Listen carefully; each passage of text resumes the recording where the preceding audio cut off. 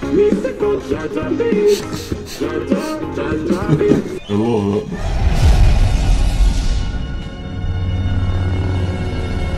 Hello there, welcome back to my channel. My name is Skyman Universe, and Lucasfilm will be reorganized into the first Venoni Empire for a safe and secure society. Yeah, I feel like this is very great news, something really positive to come out of Lucasfilm at the moment, and I feel like Dave Filoni is probably the person who should be pretty high up there. Now, his official title, creative executive producer, whatever that entails. I know there's a lot of people level with him with that, like Doug Chang on his department and John Knoll. But I feel like having an official title and something that seems pretty high up there and prestigious in Lucasfilm is a step in the right direction for Star Wars generally. And yeah, he's a person who's been almost a direct descendant from George Lucas, so it's a step in the right direction from that point of view. He knows Star Wars, he knows how George Lucas would create things, he's a massive fan, he respects everything, and I think that's a really good choice. I'm surprised Dave Filoni didn't actually get something higher, you know, the overall head of everything, but I'm not sure what's going on. I think it's a very interesting move, and the chessboard has been laid out. The pieces are moving. And to see what's going on for the future, it's quite exciting to hear something like that, because I'm a massive fan of Dave Filoni and I appreciate everything he's created, everything he's done, and his dedication to Star Wars. That's the most important thing for me, his dedication to Star Wars. That is what you want for someone who's going to be higher up and more of an executive role on things now. But I really want to know what he's going to be doing and where he's going to be putting his input and what has to go through Dave Filoni now, because if everything has to go through Dave Filoni, then I'm happy, I'm sold, and I believe that that would be a great thing to make sure it gets a Dave Filoni tick before it is sent out to the world. But anyway, that's some exciting news to ponder and talk about just before that literally came out last night. And I thought, whoa, that's pretty great. But anyway, we're here for reacting to The Bad Batch, episode 4, Cornered. Last episode, I seem to remember, like, it's not fresh in my head, but I seem to remember the Crosshairs sort of arc which was going on there, and is he really going to be saved and turned back and brought back to the squad? They got stuck on that moon base and they had to escape and fix the ship. Something I really want to see here. They're covering all the Empire bits, that's what I'm loving so much from this, but I kind of want to see sooner rather than later the squad all come back together with Crosshairs and then see them take on clones and take on the Empire. I really hope it's going to be sort of more battle orientated. I don't know why, I just feel like there's kind of a Mandalorian thing going on here. They sort of land on a planet, they fight a monster, and then they get off the planet, and that's it. Whereas the Clone Wars, there was a lot of stuff going on all the time, and I really hope that's going to be I mean, there's the overall Empire arcs, which I love, don't get me wrong, and I love what's going on already, but I just want to see something more Bad Batch orientated and see what they can do and how they work together as a team. Hopefully this will cover it. Maybe this is the one that looks like they're in Coruscant, I don't know, but without any further ado, let's watch it and we'll find out. I feel like we just don't have a clue what's going to be occurring still. It's that sense of unknowing, which I love about watching Star Wars content. And then afterwards, if there's something really, really epic which takes place, then I know it's going to be repeated 1,000 times, like Luke Skywalker and Mandalorian. Keep saying skip intro. It's barely an intro. But Artiflo's not even inhabited. Yeah, I'm wrong. Again, it's not Coruscant. Stuck on Camino my whole life. Relate to that. Quarantine, baby. We'll have to acquire these necessities on our own. We gotta add Steal our it. signature on a Steal it all. Is Pantora. You say Pantora? Is that the George Lucas alien planet? I feel like it is. Pantora? With the blue people. He's very Coruscant on it. Something I love about Star Wars planets, it's always like influence from somewhere on our planet, like a city or something, and then it goes on there. like Naboo is inspired from Italy, for example. And there's just a sort of futuristic, well not futuristic, Star Wars style about it, which I love. Are you sure about that? Aren't you, forgetting something? Huh? Yeah. Credits. Is Republic that credits? sufficient? Republic credits are no good out here. I need something more real. We're getting the hang of this civilian thing. Oh, don't betray them. Road station. Oh my god, you see the model? That was Obi-Wan Kenobi's bounty hunter ship. And that's the Mandalorian bounty hunter, whose name I forget. Want to eat, don't you? My god, Echo looks so scary now. Seeing stuff like that makes me want to go to Galaxy's Edge, but a slightly different version, not the current version. Supplies, I'll give you the signal and you can leave. Poor guy's just trying to make a living. I am worth more than 2,000. Just gonna rob him of 2,000 credits. Make it 4,000. Or 4,000 rather. 3.5. Deal. Rubbish partner. Hello there. General Kenobi. They knew what they was doing. Hey, wait! I'd love to see young Din Djarin in this, or young girl. I got separated from Don't my trust parents. strangers, kid. This funny Hunter, who was like the battle-hardened warrior, is now just basically a dad in Star Wars, just going after Omega all the time. We need credits. You probably credits. Here. Everyone's stealing everything. Yeah, I was getting surprised at that because Hunter's built up a bit like a brick shit house. Unless you have a team of maintenance droids, it's going to be a while. Oh. Gear up, fellas. Oh. Go into the field. I am afraid that is impossible. Prohibited from me. That's why I'm the She sounds like Madame Pomfrey from Harry Potter. God, made light work of her. Do it. I see you in action. You mess with the kid, you mess with me.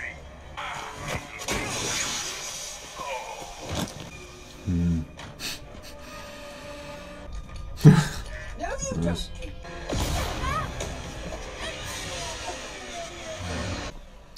Yoink. Steal from people. Do them over, take their money, credits, take their ships. Omega. Hunter's already on it. Get back to the ship. I feel sad that the creators don't seem to fully appreciate Wrecker's talents. I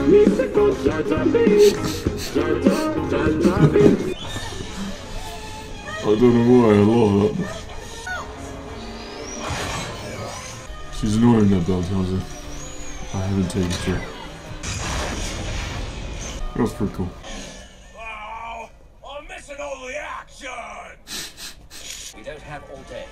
I'll take the speeder bikes as well. Just drop a seismic charge down there for me. If they come back, you know how to contact me. Why would they come back?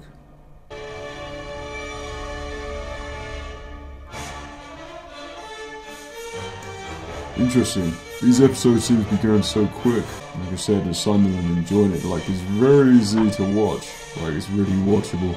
So it was episode 4 of Bad Batch, and once again it's that sort of thing where they sort of go somewhere and then leave again straight away. I was really hoping that there was going to be something like, if this was missing anything, it would have been the ARC stuff with Crosshairs and more Empire stuff. I like the fact that we still get reminded of bigger things going on, and this was very much, you know, just in there, which is still great and fine. Like, I like the story idea of Omega being hunted now by bounty hunters, but I think just because she's in the Mandalorian, then it's an excuse to add a character from there. But I don't know, I would have preferred to have seen something kind of brand new, maybe an alien or a new sort of droid or something, like really menacing, and that would have upped the stakes even more, and then made it, you think, oh crap, like Omega's actually in trouble. But when you see her, you know she's like in Mandalorian, where she's bad to begin with, but then obviously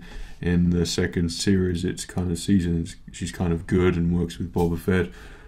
So you know her character's not going to kind of go all out there to try and get her, whereas if you use another bounty hunter and their pure intention is getting Omega, it could be like a really menacing and sort of on your feet scene. So I would have if I was to change one thing in that, it probably would have been that. I don't know what it is though. I feel like it's not like it's missing something. Maybe for me that's probably the inclusion of something Jedi related at the moment. I think Star Wars always worked well. I love Star Wars, and I think probably the main thing for that is the Jedi and Sith. And I think once they're involved somehow, like in Mandalorian, that became really interesting with Grogu and the whole Luke Skywalker thing. That was incredible. And I think that this show, if we saw something to do with that, maybe the start of the Inquisitors or something along those lines, like I would have much preferred to see one of the early Inquisitors or someone of some sort of Force user going after Omega. That would have really raised the stakes and put like a lot of pressure on Bad Batch and see how they deal with the wielding lightsaber person, considering none of them have lightsabers themselves. That would have been really good. Also, just to know that the Empire are on their heels and they're looking for them, and it's sort of more serious and more of a threat. That's probably what I'm sort of wanting more from these episodes, that sort of inclusion and to feel a little bit more, because when they go to planets, yeah, there's humour in there, which I like. I really like the humour in there. But when they go to a planet, they do something little, I don't know what it is. It's not massively climactic, and then they escape. And you kind of guess where it's going at the moment. Clone Wars was always a little bit different. Clone Wars, there was always massive things going on, and all these, like, so many characters in there, and there's always something different in there, whether it be political or whether it be battles or something to do with the Jedi or something to do with the Force. You know, it was always like I felt fulfilled all the time with the Clone Wars because there's so much. I know it's still early days for Bad Batch, but like I said, I assumed Bad Batch was always going to be that thing where we saw in the Clone Wars of them just kicking ass and doing whatever they do on the battlefield and taking on everyone. That's kind of what I'm hoping to see, and I'm still hoping for that. Maybe they're building up to this sort of battle with Crosshairs, but the fact that Crosshairs wasn't really mentioned in this, it just, I don't know, because the last episode I thought, oh yeah, now they're thinking about Crosshairs and they're starting to include sort of little teasers that, or building up the suspense that they're going to save him and the squad isn't complete without him. But now this one is sort of no mention of him, and I was really hoping that there would be, and there'd be something to do with that as well. But don't get me wrong, I love the Bad Batch. Like, everything is set up. I love the story. At the moment, I just don't really know what's going on, but the characters, they're all perfect. Like, they're all there and waiting for epic things to happen. I really want to see more of Hunter. I really want to see more of Echo, Crosshairs, all of them, Wrecker, Tech. Like, I want to see the lot, and I want to see them do stuff, and you know, and if there was a crossover with some sort of Jedi or something, that would be really cool as well. Nice surprise. But I loved how this begun with Order 66, and that's when I was like, whoa, didn't think that was going there. And I kind of want that to sort of continue through that as well. Like, there's so much potential, there's so much scope with this, and I love the show. The show obviously is in the Clone Wars style. Like, I'm never ever going to get bored of that. Like, I just wanted the Clone Wars to continue for ages, and this continues it as well. So I love it when you just see sort of clone troopers walking past and think, oh yeah, like, I used to know you guys when you were good. Now they're sort of really creepy and empire-ish, and that's what I really like about this show, is that whole transition thing. And I really want to know more about that, and I want to see this Bad Batch take on more clones and eventually take on stormtroopers. That would be really good. But I don't think that would happen really in this season.